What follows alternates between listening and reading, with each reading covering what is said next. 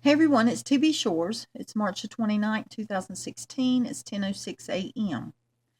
I'm going to try to get back into this study of Matthew 25. We're going to pick up at verse 5 today. I hope to get through, let me see here, through verse 8 at least.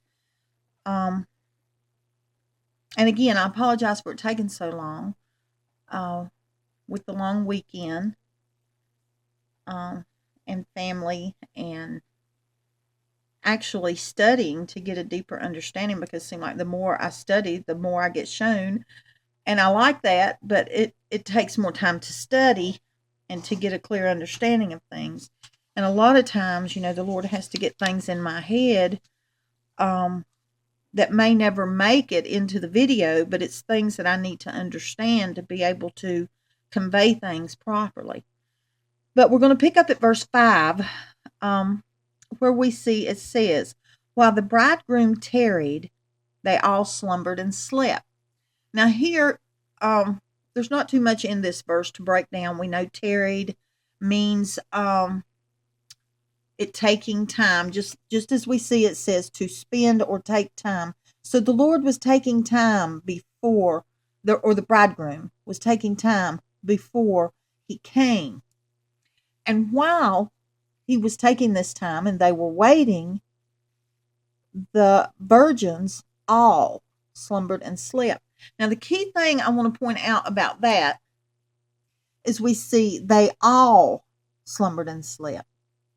And then when we get down to verse 27, we see then all of those virgins arose. So that's when they get up, they awake, or they wake up.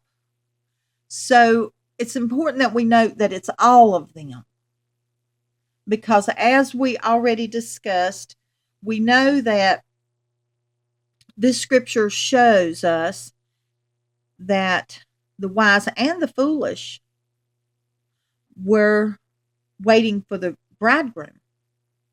So that means they were all aware of who the bridegroom is.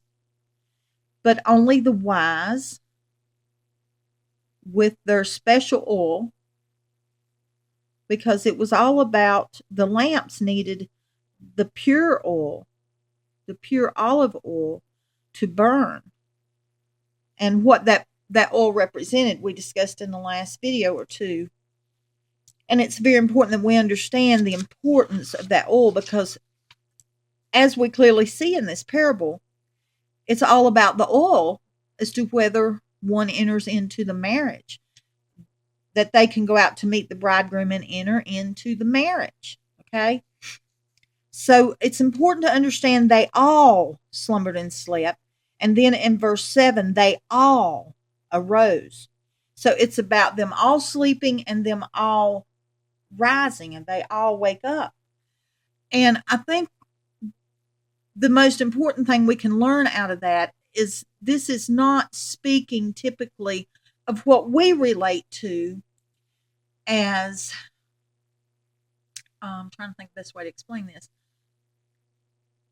When we speak of someone being asleep spiritually, I think because this refers to all, that it is showing us that this is a more significant sleep of sorts, because they all slept and they all arose. Okay? The important thing in the next few videos, well, till I get through verses 5, 6, and 7, is what happens with the midnight cry, because that lets us know what's going on with all that were sleeping, and then all arose.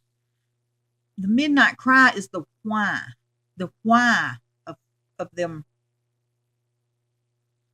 arising down here in verse 7.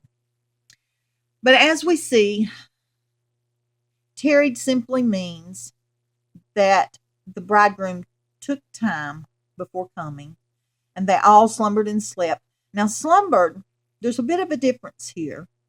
Slumbered, I found, actually means to nod in sleep or to fall asleep, meaning you weren't already asleep. That that you fell asleep or that you nodded off. And then the word slept means to sleep, meaning like just being asleep. So there we can kind of see there's a difference going on in the level or the deepness of this spiritual sleep that all of these are in. So we can see that some may have nodded off and fallen asleep, and some may have just been asleep all along. And I think that is important to understand, because when they, down here in verse 7, it says, then all those virgins arose and trimmed their lamps. Well, the word arose means to waken. So up here we see they're all asleep to some degree, whether it be nodding off or having been asleep the whole time. And then here they all arose. So when they arose, let's go back to that. When they arose, they trimmed their lamps. Now, what I did a little bit of a study on what it means to trim the lamps. How do you trim the lamps? Basically, to make a long story short, because I could get into all kind of explanation about lamp trimming, but to make a long story short, it is the last preparation before using the lamp.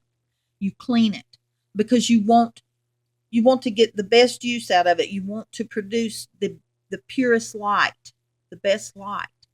So this trimming is about cleaning and making sure it has oil. It is basically, I'm trying to figure out where I put, there it is, trimmed.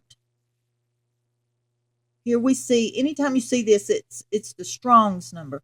So here is the Strong's word for that, but it means to order and arrange, or arrange.